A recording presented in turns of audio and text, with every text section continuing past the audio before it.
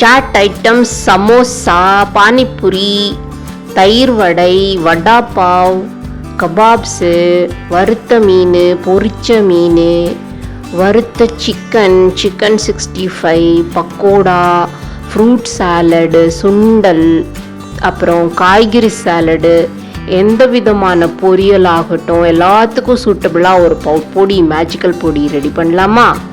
இதுக்கு தேவை வந்து ரெண்டு பஞ்சு வந்து நம்ம புதினாவும் மல்லித்தழையும் எடுத்து நல்லா சுத்தம் பண்ணிக்கலாம். வேறு எல்லாத்தையுமே நீங்கள் மண்ணை போக நல்லா சுத்தம் பண்ணிட்டீங்கன்னா எல்லாத்தையுமே யூஸ் பண்ணிக்கலாம். எல்லாத்துலேயுமே மருத்துவ குணம் இருக்குது. அதே போல் கால் கிலோ அளவுக்கு பச்சை மிளகா நல்லா காரமாக எடுத்துக்கோங்க. இது கொஞ்சம் சுள்ளுன்னு காரமாக புளிப்பாக கீரையோட டேஸ்ட்டோட நல்லாயிருக்கும். அந்த பச்சை மிளகாயை க்ளீன் பண்ணிவிட்டு இந்த மாதிரி கரகரப்பாக அரைச்சி எடுத்து வச்சுக்கலாம். இப்போ நம்ம அலசி எடுத்து வச்ச மல்லி நல்லா க்ளீனாக அலசி எடுத்துருக்கேன் பாருங்கள். அப்புறம் புதினா ஒரு கட்டு ரெண்டுமே எல்லாத்தையும் எடுத்து நல்லா இந்த மாதிரி முடிஞ்ச அளவுக்கு பொடியாக நறுக்கிக்கோங்க. ஸ்டெம்மு வேறு எல்லாத்தையுமே யூஸ் பண்ணிக்கலாம். ஏன்னா நம்ம பொடி தான் பண்ண போகிறோம் எல்லாத்தையும்.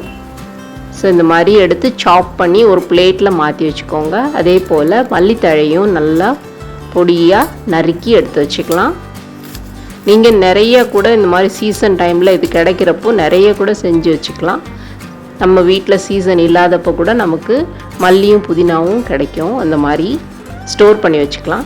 இந்த அளவுக்கு நான் 3 லெமன் எடுத்திருக்கேன். எங்கள் வீட்லேயே பழுக்கிற லெமன் தான். ஸோ இந்த மாதிரி நல்லா ஜூஸியாக இருக்கும். அதனால் எனக்கு 3 லெமன் போதும். ஸோ 3ஐயும் நல்லா பாதியாக இந்த மாதிரி அரிஞ்சிட்டு ஜூஸ் அதில் ஸ்க்வீஸ் பண்ணி விட்டுடலாம். எல்லா ஜூஸும் அந்த மாதிரி இலை மேலேயே புழிஞ்சு விட்ருங்க.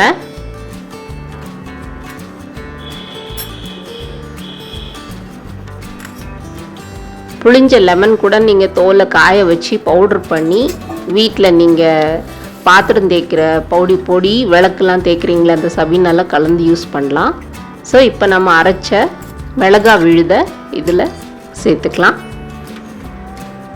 ஸ்பூனால் மிக்ஸ் பண்ணி பாருங்கள். உங்களுக்கு சரியாக மிக்ஸ் பண்ண வரல அப்படின்னா கையால் நம்ம மிக்ஸ் பண்ணிக்கலாம். அப்புறம் நம்ம சோப் போட்டு நல்லா கையில் நல்லா அலம்பிக்கலாம். ஸோ இதை வந்து இப்போ ஒரே பிளேட்டில் மிக்ஸ் பண்ண வரல, அதனால் இன்னொரு பிளேட்டுக்கும் மாற்றிக்கிறேன். நல்ல கையால் இது போல் மிக்ஸ் பண்ணிக்கலாம். அந்த லெமன், அந்த பச்சை மிளகா விழுது, இது புதினா மல்லி எல்லாமே நல்லா மிக்ஸ் ஆகட்டும். இப்போ நல்லா கையெல்லாம் நல்லா அலம்பிடுங்க. இந்த மாதிரி வெயிலில் ஒரு 2லேருந்து 3 நாள் இந்த மாதிரி காய வைக்கலாம். நல்லா ஸ்ப்ரெட் பண்ணி காய வைங்க. நான் மோர் மிளகா போட்டது, இஞ்சி, மஞ்சள் காய வச்சு அரைச்சது எல்லாமே வீடியோ போட்டிருக்கேன். டிஸ்கிரிப்ஷனில் லிங்க் கொடுக்குறேன், வந்து பாருங்கள். ஸோ இந்த மாதிரி கரகரன்னு காஞ்சிருக்கணும். இதை மிக்ஸி ஜாரில் சேர்த்து நல்லா ஃபைன் பவுடராக அரைச்சிக்கலாம். எல்லாமே ட்ரையாக இருக்கிற மாதிரி பார்த்துக்கோங்க, தண்ணி பசை இருக்கக்கூடாது. இப்போ இதில் அரைச்சதுக்கப்புறம் 1/2 டேபிள் ஸ்பூன் அளவுக்கு கருப்பு உப்பு சேர்த்துக்கிறேன். இந்த சட்பட்டா சாட் ஃப்ளேவருக்காக தான் இந்த மாதிரிலாம் சேர்க்குறோம் நம்ம. ஸோ இப்போ இதை ஏர்டைட் கண்டெய்னரில் நம்ம சேர்த்து மூடி வச்சுக்கிட்டால் எப்போ தேவையோ நம்ம யூஸ் பண்ணிக்கலாம். இது கான்சன்ட்ரேட்டட் பவுடர். ஸோ ஒரு 1/4 டீஸ்பூன் சேர்த்தாலே போதும். எந்த பொரியல் ஆகட்டும், சாட் ஐட்டம் ஆகட்டும், வறுவல் ஆகட்டும், இந்த மாதிரி கிரேவி ஆகட்டும். இன்றைக்கி பாருங்கள், நான் வந்து கொண்டக்கடலையும் உருளைக்கிழங்கும் போட்டு ஒரு கிரேவி ரெடி பண்ணேன். ஸோ இறக்க போகிறதுக்கு ஒரு ஃபியூ மினிட்ஸ் முன்னாடி இந்த மாதிரி ஒரு 1/4 டீஸ்பூன் அளவுக்கு சின்ன ஸ்பூனால் 1/4 டீஸ்பூன் சேர்த்தாலே போதுமானது. உப்பு, காரம், புளிப்பு, அந்த புதினா மல்லி வாசனையோட சும்மா அட்டகாசமாக இருக்கும். இந்த மாதிரி கிரேவிக்கெல்லாம் கடைசியில் நீங்கள் கொஞ்சம் காஞ்ச வெந்தயக்கீரையும் தூவி விட்டால் இன்னும் அட்டகாசமான ஃப்ளேவராக இருக்கும். இது பாருங்கள், சனாவுக்கு சேர்த்தனா அதே மாதிரி இன்னொரு நாள் செய்த சப்ஜிக்கு சேர்க்குறேன். இந்த சப்பாத்திக்கு செய்த தொட்டுக்க தான் இது. இதுலேயும் நீங்கள் இது மாதிரி சேர்த்துக்கலாம். தக்காளி தொக்குக்கும் சேர்த்துக்கலாம். ஃபிஷ் ஃப்ரை அந்த மாதிரி ஐட்டத்துக்கும் சேர்த்துக்கலாம், நல்லாயிருக்கும்.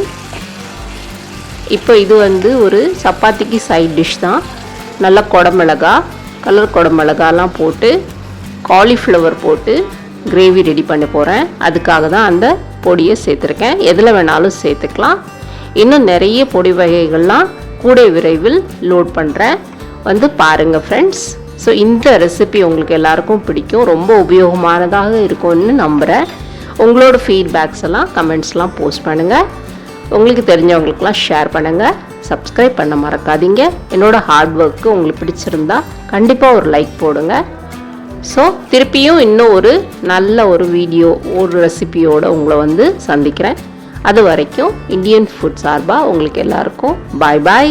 தேங்க்யூ ஃபார் வாட்சிங். இந்த மாதிரி பொரிச்ச மீன்லலாம், பொரிச்ச கோழிலெலாம் தூவி சாப்பிட்டு பாருங்கள். Magic tangy spicy mint coriander powder. பாய்.